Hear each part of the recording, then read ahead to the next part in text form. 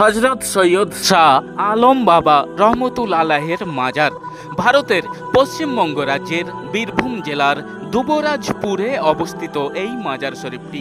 এখানেই রয়েছে আধ্যাত্মিক জগতের অন্যতম সাধক পুরুষ হজরত সৈয়দ শাহ আলম বাবা রহমতুল আলাহের মাজার বা সমাধি। দেশ বিদেশ তথা দূর দূরান্ত থেকে অনেক মানুষ আসে আলম বাবার মাজারে তাদের মনস্কামনা পূরণের আশায়। তাই চলুন আজকের এই ভিডিওটিতে পশ্চিমবাংলার বীরভূম জেলার দুবরাজপুরে সৈয়দ শাহ আলম বাবা রহমতুল আলাহের মাজার ও মাজারের খুঁটিনাটি তথ্য, সেই সঙ্গে সঙ্গে তার কিছু অলৌকিক ক্ষমতা বা কারামত যা আজও দৃশ্যমান, সেইগুলি সম্পর্কে বিস্তারিতভাবে আমরা জেনে নিই।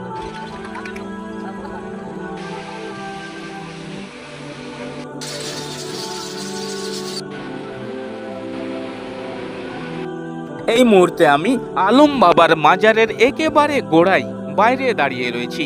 বাইরের দৃশ্যটা দেখুন, অপরূপ প্রাকৃতিক দৃশ্যে ভরপুর এই জায়গাটি সম্পূর্ণ কোলাহল বর্জিত এলাকা। এই যে সামনে বিস্তীর্ণ অঞ্চল জুড়ে রেলপথ, আর এই যে পাশে দেখতে পাচ্ছেন একটি বিশাল বড় বটগাছ, এর ঠিক নিচে রয়েছে আলম বাবার মাজার। সম্পূর্ণ নির্জন নিরিবিলি একটি এলাকা।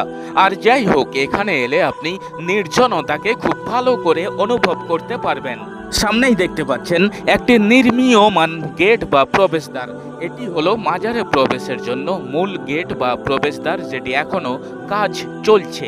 গেট বা প্রবেশদ্বার পার করে প্রথমে অপরূপ সৌন্দর্যময় আলম বাবার মাজার দেখা যাবে।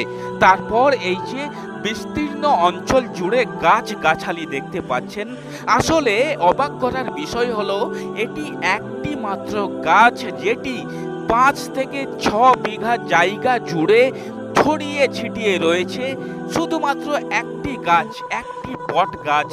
এখানকার মানুষদের কথা অনুযায়ী আলম বাবার অলৌকিক ক্ষমতা বা কারামতের যে নিদর্শন এখনো দেখা যায়, সেটি হলো এই বট গাছ।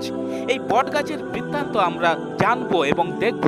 তার পূর্বে আলম বাবার মাজারের অভ্যন্তরের দৃশ্য আমরা ভালো করে দেখে নিই। এবারে দেখুন, এখন আমি মাজারের অভ্যন্তরে রয়েছি, আর এটি হলো আলম বাবার মাজার বা সমাধি। দেখতেই পাচ্ছেন খুব সুন্দর পরিষ্কার পরিচ্ছন্ন সাজানো গোছানো সমাধি। এই যে লোহার সুন্দর নকশা করা রেলিংও দেখতে পাচ্ছেন, আর সমাধির উপরে লাল, সবুজ এবং অনেক কালারের চাদরও চড়ানো রয়েছে। আর মাজার বা সমাধির ঠিক সোজা ওপরে খুব সুন্দর নকশা করা দামি একটি ঝাড়বাতিও লাগানো রয়েছে। এবারে ভালো করে মাজারের অভ্যন্তরের দৃশ্য আপনাদেরকে দেখিয়ে দিই।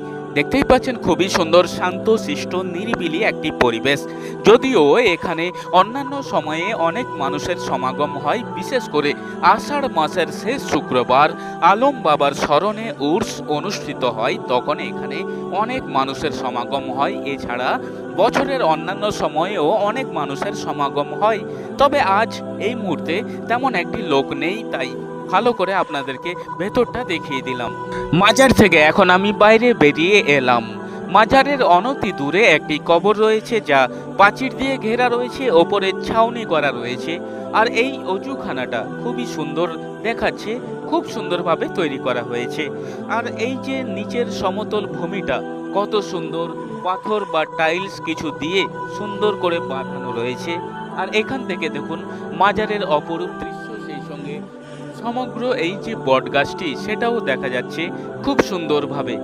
আলম বাবার জীবনী সম্পর্কে খুব বেশি তথ্য পাওয়া যায় না, তবে স্থানীয়দের কাছ থেকে যেটুকু তথ্য পাওয়া যায় তা হলো তিনি আজ থেকে প্রায় 800 বছর আগে এখানে এসেছিলেন। শুধু রোমের বাসিন্দা ছিলেন তিনি। রোম থেকে সঙ্গে ছেলেকে নিয়ে তিনি ধর্ম প্রচারের উদ্দেশ্যে এখানে আসেন। তার পরবর্তী সময়ে এখানেই তিনি রয়ে যান। তাছাড়া তার আরও অনেক অলৌকিক ক্ষমতা বা কারামত সম্পর্কে অনেক কথা এখানে প্রচলিত রয়েছে, কিন্তু এখন সেগুলো কথাই যাচ্ছি না। তবে তার অলৌকিক ক্ষমতা বা কারামতের বর্তমান যে নিদর্শন রয়েছে, সেই অবাক করা বা আশ্চর্যজনক বটগাছ সম্পর্কে আপনাদের সামনে তুলে ধরি। স্থানীয়দের কাছ থেকে জানা যায়, একবার আলম বাবা একটি বটগাছের ছোট্ট ডাল এখানে মাটিতে পুঁতে দিয়েছিলেন। তারপর থেকে সেই ছোট্ট বটগাছের ডালটি আজকে 5-6 বিঘা জায়গা নিয়ে বিস্তৃত একটি বিশাল বড় বটগাছে পরিণত হয়ে গিয়েছে। শুধু তাই নয়, এই বটগাছকে ঘিরে আলম বাবার আরো অনেক অলৌকিক ক্ষমতা বা কারামত প্রকাশ হতে থাকে ধীরে ধীরে।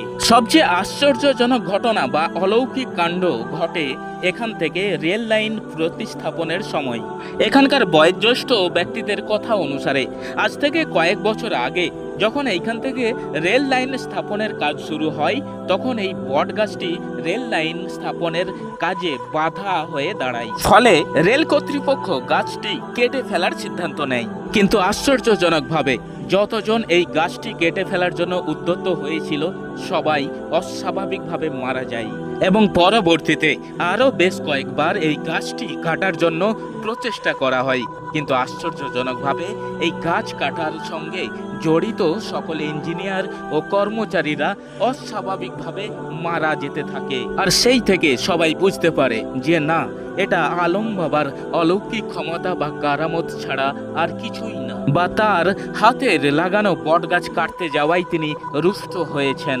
এরপর রেল কর্তৃপক্ষ তাদের সিদ্ধান্ত থেকে পিছু হটে এবং রেল লাইন মাজার থেকে বা বটগাছ থেকে কিছুটা দূরত্ব রেখে স্থাপন করা হয় এবং পরবর্তীতে ওই স্থান থেকে রেল লাইন স্থাপনে আর কোনো সমস্যা দেখা যায়নি। এরপর ধীরে ধীরে আলম বাবার এই অলৌকিক কাণ্ড আশেপাশে ছড়িয়ে পড়তে থাকে।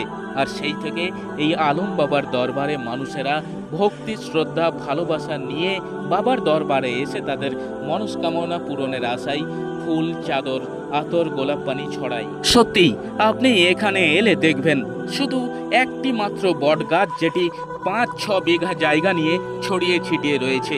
তবে তার কাণ্ড বা গোড়া কোনটা সেটাও এখানকার আর কেউই এখনো বলতে পারেনি।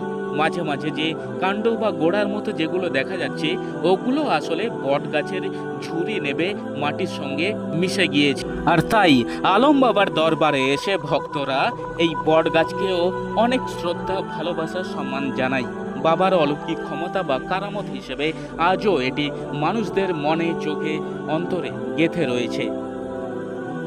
পশ্চিমবঙ্গের বীরভূম জেলার দুবরাজপুরে আলম বাবার মাজার থেকে আমি KM তোফা এই মাজারে সবাইকে আসার জন্য আমন্ত্রণ জানিয়ে আমার ভিডিওটি এখানেই শেষ করছি। আশা করি ভিডিওটি আপনাদের ভালো লেগেছে। যদি ভালো লাগে তাহলে অবশ্যই লাইক করবেন, শেয়ার করে অন্যদেরকেও আলম বাবার মাজার দেখার সুযোগ করে দেবেন। ভিডিওটি দেখার জন্য অসংখ্য ধন্যবাদ।